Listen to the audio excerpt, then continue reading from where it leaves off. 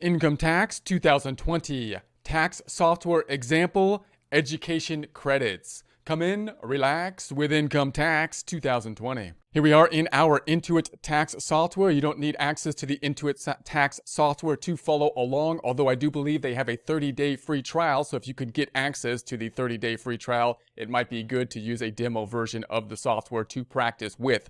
We're going to be focusing in on the Form 1040 and the education credits, including the American Opportunity Credit and the Lifetime Learning Credit. We'll be jumping back and forth from the data input to the form so we can run different scenarios, tax software helping us to do so. Up top in our starting scenario, we have a single filer, Eric Smith, living in Beverly Hills 90210. $100,000 for the W-2 wages is the income, $12,400 for the standard deduction, bringing us down to the $87,600 taxable income. We can then mirror that on our tax equation in Excel, where we have the income of the $100,000, $12,400 standard deduction. We then have the taxable income at the $87,600. Now we're going to be looking at the second page where we calculate the tax, letting the software do that. We calculate the tax at the $15,110. Then we're going to be considering our credit. That's going to be the educational credits. So we'll start to do our data input for the education credits. Remember, as you do so, you're basically thinking American Opportunity Credit first if you can get it, then Lifetime Learning Credit, although when you do the data input, the software will kind of help you out with that, with walking through which one it'll take, so it'll kind of combine the two together. So we're going to say that the taxpayer is going to be the one we're going to be having here. Number of years Hope Credit was claimed. Notice you can only have like 4 years of the Hope Credit and American Opportunity Credit to take the American Opportunity Credit. Otherwise, you take the Lifetime Learning. I'm going to say none for now. Number of years the American Opportunity Credit has been claimed. I'm going to say none for now. Student was not enrolled at least half time for at least one academic period during 2020. That's an application or applicable to the American Opportunity Credit, possibly not for the Lifetime Learning. I'm not going to click it now. Student completed first 4 years of post-secondary education. So if they completed the first 4 years, they may not be applicable or qualified for the American Opportunity, but possibly the Lifetime Learning Credit. The student was convicted before the end of 2020 of a felony of possession or distribution of controlled substances. That might be applicable for the American Opportunity, but not for the Lifetime Learning. And then we could force the Lifetime Learning Credit if we so choose here. So then we have the educational institution. So I'm going to put the institution. I'm just going to make up an institution, which is going to be UC Santa Barbara. I didn't make it up it's like a real institution, but we're just making up an example one here. So we got that. And then we're going to say that we have the 2020 Form 1098. So the 1098 would be something like this. We'd get something like this from the institution, which would at least provide most likely the tuition and some required fees. So that can at least be the starting point typically that we would be dealing with. So I'm going to say, all right, that came from the 2020 Form 1098T with box 7 completed. And then we have the additional institutions attended here, current year expenses. So we have blank, optional, forced credit, forced tuition. So then we have the qualified tuition and fees. Net of non-taxable benefits. So I'm going to say that this is going to be coming from primarily, or at least our starting point, from the 1098T. I'm going to put 10,000 here. Let's put 10,000. And then we can have the books. Let's bring it down. Let's actually bring it down to like 5,000. Let's bring it down to 5,000 here. And then we got the books and supplies and so forth. And I'll leave that blank for now. Books and supplies not entered here. So I'm going to leave that blank for now. I'm going to go then back on over to the forms. And let's see our starting point then. Notice nothing has been populated here. Why? Because we're over the income limitation threshold. So our AGI is at the 100,000. So we're not getting a benefit from the education expenses at this point. So let's adjust the income now. I'm going to say, all right, well, let's say our income is, let's say 50,000. 50,000, because we are going to school like full time. So 100,000 would be pretty good if we're going to school too. So then I'm going to say, all right, so now there's going to be our taxable income. So now page 2. We have then the credit being calculated. There's the 1,500, and then we have the 1,000 that's going to be down here for the American Opportunity Credit. This is the refundable portion. So then if we go on over to the forms, so I'm going to say, let's take a look at the form, and notice the education credit form 8863. We have the refundable American Opportunity Credit. That means this is the portion that could take us below zero. Now note, they kind of calculated this even if it's not going to be applied as refundable, meaning, at this point in time, the credit is not taking our liability, past, we had 4,000 tax liability. This 1,500 isn't taking that into the negative here, but it's still breaking out based on what could have been refundable. So we'll take a look at that in more detail in a second.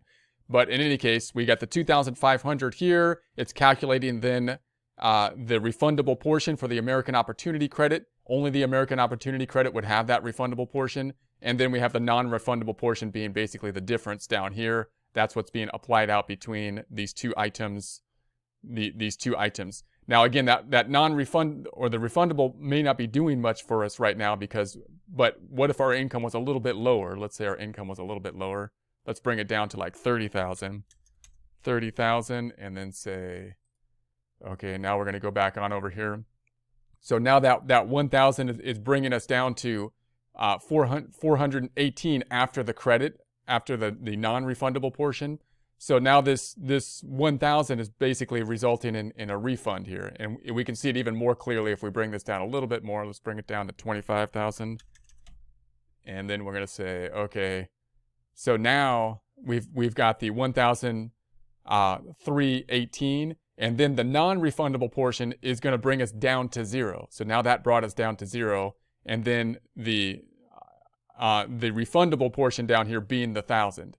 So that's the point of us kind of breaking out between the refundable and the non-refundable portions. Okay, so let's bring it back up to 50,000. Let's bring it back up to 50,000.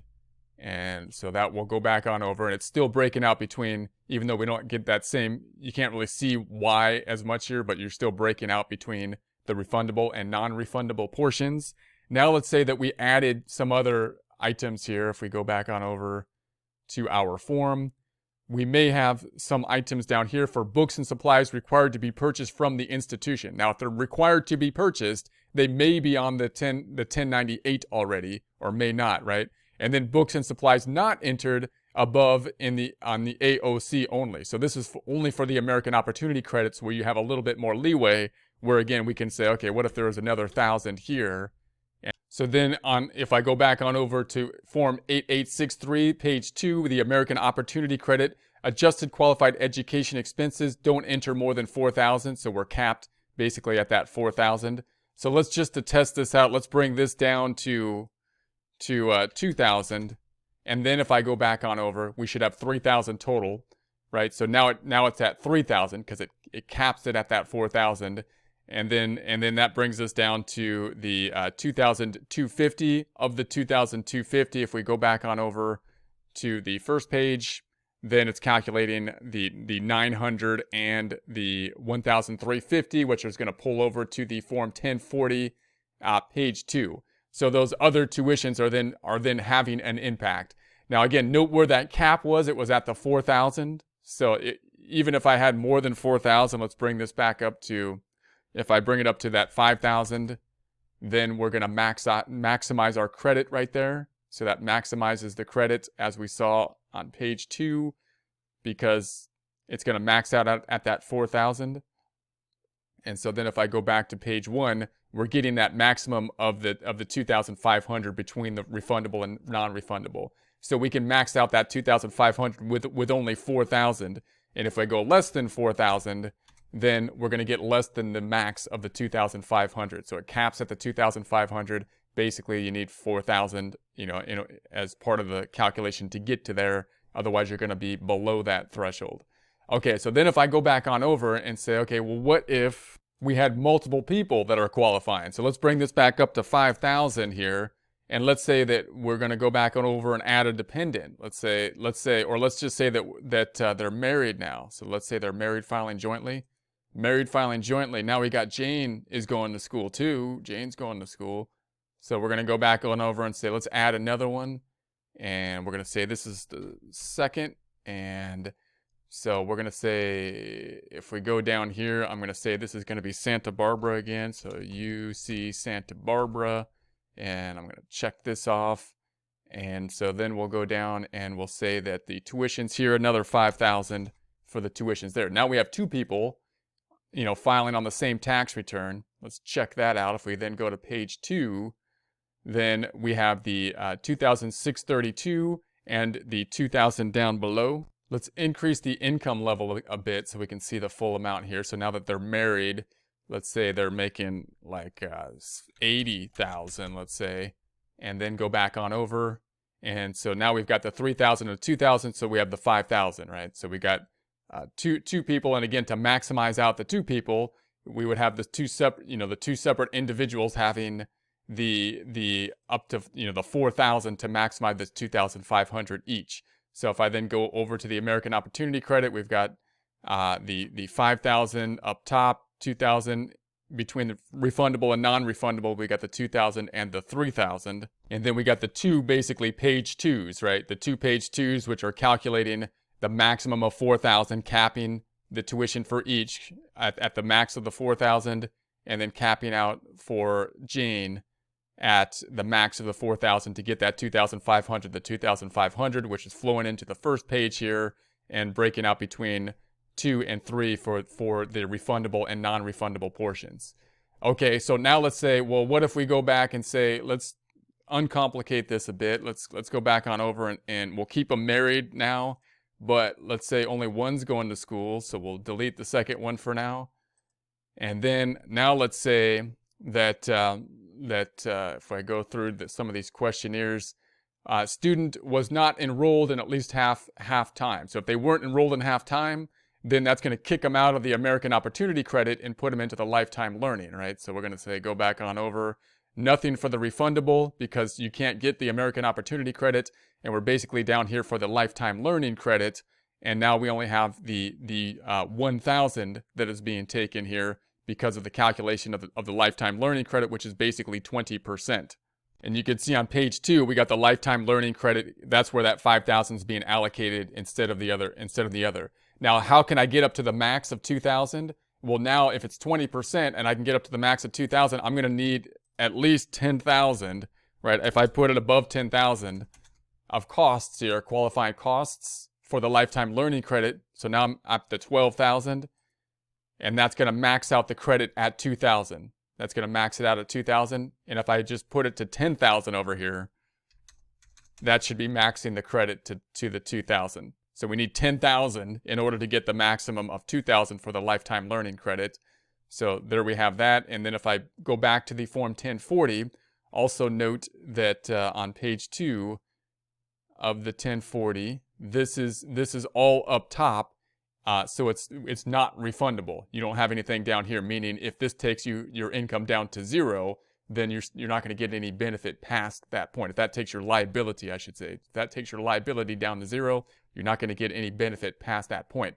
Plus, if I add somebody else who's a lifetime learning credit, then we shouldn't get any more benefit either. So in other words, if I say, okay, now let's add another one and say they're married again, and this is for the second person, and we're going to say that was not a student. I'll do the same thing so that it'll be a lifetime learning here. And we got UC Santa Barbara is the school. So we're going to say, okay. And then the tuition here, let's make this another 10,000 on the tuition. So you would think it would double, but no, it caps it at that 10,000, even if you have multiple people there for the lifetime learning credit. So that's a little bit different. So obviously the lifetime learning is the less desirable of the two credits there. So if I go then back on over and let's say, okay, well, what if I remove this one? I remove the second one here again. And then if we check off any of these other items that would disqualify them. So in other words, if I uncheck that one, now they're back to being able to take the American Opportunity Credit, the better one. So, and that's back to that maximum of the 2,500 between the two. But if I check off any of these, student completed first 4 years, so they're already done with the first 4 years according to the institution. So you have to check with the institution. Now they're down to the 2,000 again. And then if I uncheck that and I say, okay, well now they're back to the American Opportunity qualification possibly. And then if I said student was convicted of a felony for possession of substances or something, for whatever reason they threw that in there when they made the law, and there's that, and so that kicks them out of the American Opportunity, but not the Lifetime Learning. So you still get Lifetime Learning, not the American Opportunity. If we uncheck that, then I go back on over. Now we're back to being able to take the American Opportunity. So you can see when you do the data input into the system, obviously that software will help a lot to do the calculation, and it kind of combines the two together when you think about the credit. I mean, the two credits are kind of like, you can think of them as basically one credit. They work in kind of conjunction with each other, at least the way the tax software will help you to make the determination. And obviously if you use software like H&R Block or something like that, or TurboTax, then it'll go through like an interview process, which will help you to make the correct data input and hopefully help you with the calculations with it as well. However, when you talk to a client, you want to be able to say, yeah, we've got the American Opportunity credit, then we got the Lifetime Learning credit, and then possibly a deduction, on the adjustments to income, and then you can go through your scenarios for the qualifications for them when you're doing planning or discussing it with somebody.